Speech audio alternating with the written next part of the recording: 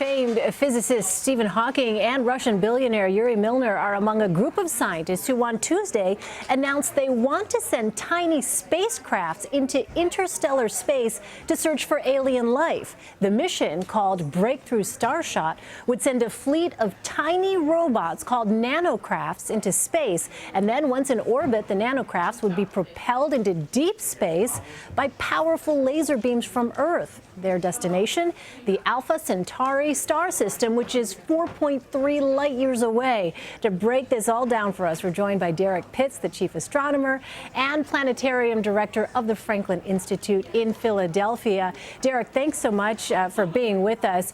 Can we just start off by having you give us a layman's explanation for what exactly it is that this project is hoping to do?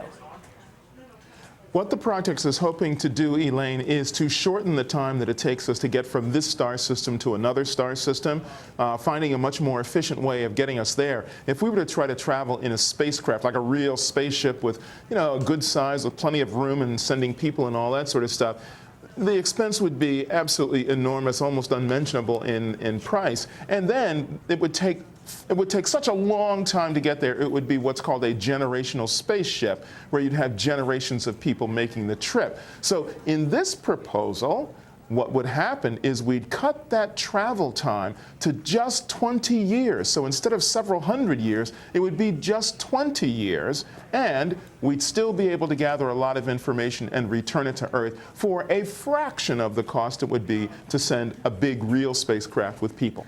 So I guess the question then becomes how? How, Derrick, are they going to cut that time? How do you get things to move that fast that you can get it down to 20 years?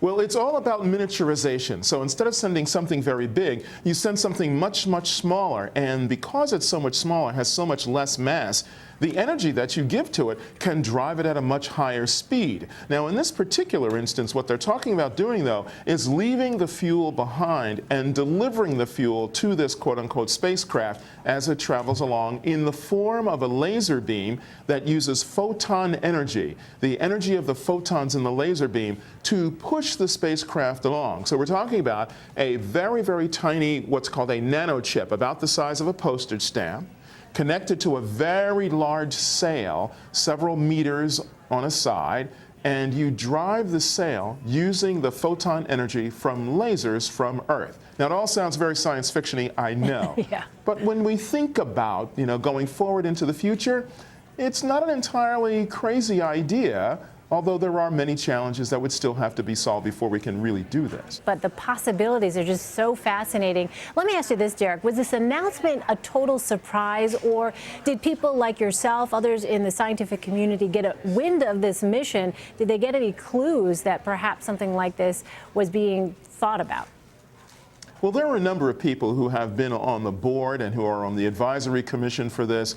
And this whole idea, the Breakthrough Starshot, is part of a number of things that the board of directors is looking at as far as breakthrough technologies. What they call this operation breakthrough initiatives, where they're thinking of ways in which they can shortcut the traditional impediments to lots of things, and seeing if there are innovative ways they can come up with to shorten the time between what we think we would like to be able to do, or the information we'd like to gather, and a much nearer term. And so we've had some idea about this, but it's the marriage of these technologies that come together that really make this. Yeah, it'll be really interesting to see what happens here in the years to come. Derrick Pitts, thank you so much for your insight. Appreciate it. Sure, my pleasure, Elaine. Thank you.